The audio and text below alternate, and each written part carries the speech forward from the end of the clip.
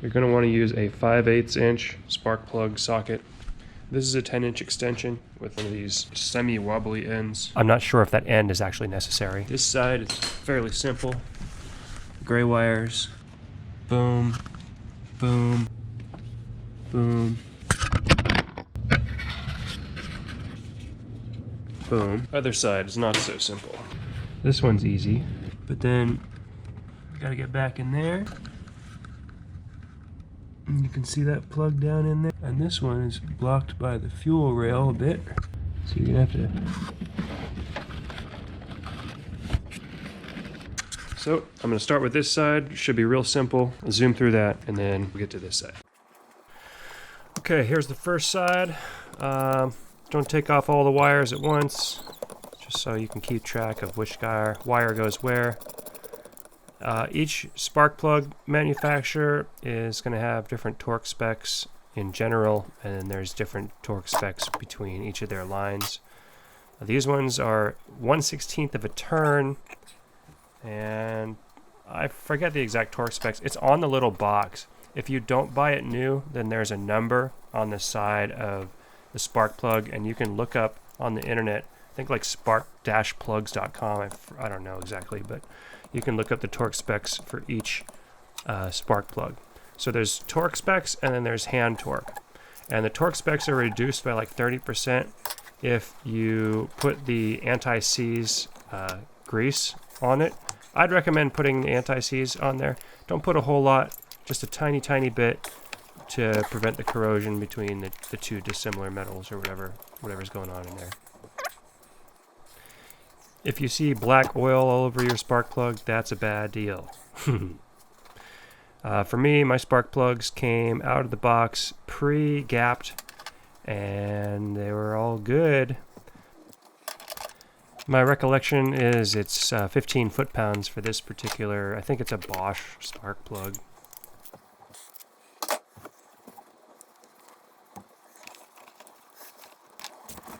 Start with the easiest one here.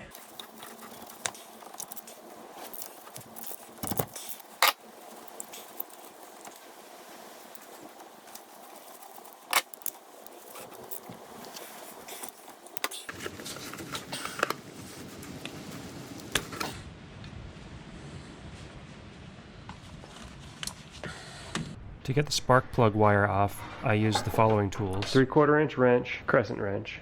You can also use 2 wrenches. Watch.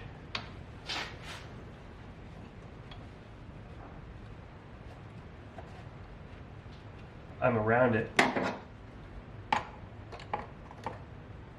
Coming in with the crescent.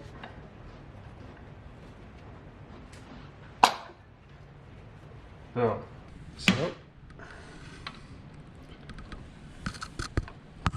putting that tool through.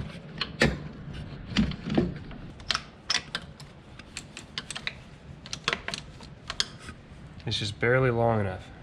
Remember, 10 inches.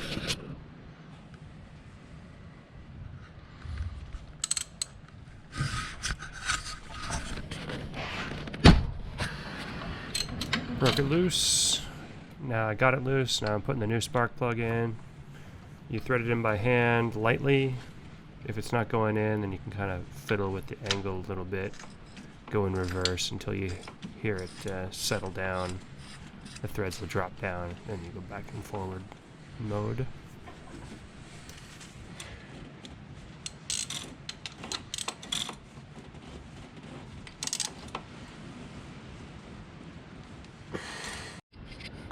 Now the next one, go through the V. Oh, looks like that spark plug wire is bad. You see that fraying on there? We'll have to inspect that. Yep, it was gashed. I had to replace it. Pain in the butt.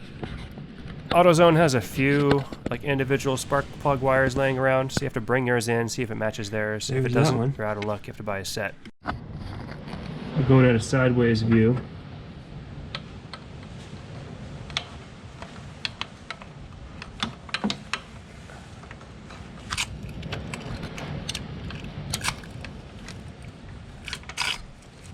It feels like there's leaves in there.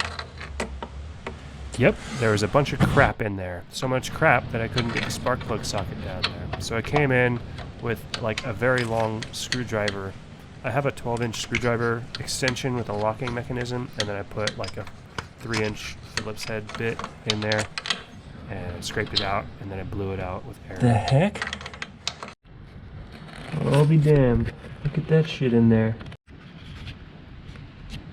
For this one, I'm going to reach down and I'm going to knuckle pull the plug out of there. I'm lifting up this thing.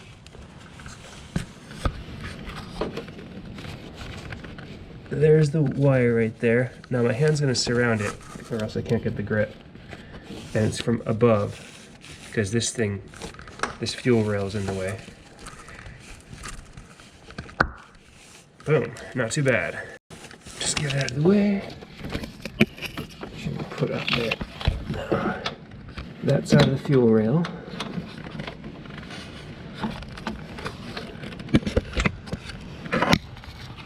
Let's see if that catched. Nope, it's a up.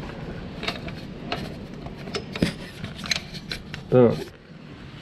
I'm in. That's where a 10-inch extension gets me. Okay. Now, taking this from above, putting it down. I can't see. I'm just feeling around right now. Oh, feels like it's going on. Yep, feels like metal on the metally rubbery feeling.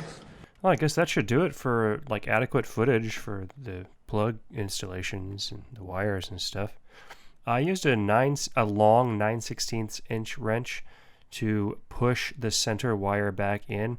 It's large enough to surround the silicon wire without pinching it, but small enough that it doesn't like overlap the big part of the boot. It just pushes against it, and so that's how I got the center wire back in. If you need to replace a wire, there's these little clips. You have to get a tiny screwdriver and pry that off of its little hook point. And then for the doubles, you pick a side of the clip to undo so that it can come out. And then this is plastic, so there's a chance it's going to break because it's not built to last. So if you found this video to be inadequate, please let me know the problems with it in the comments section. Bye.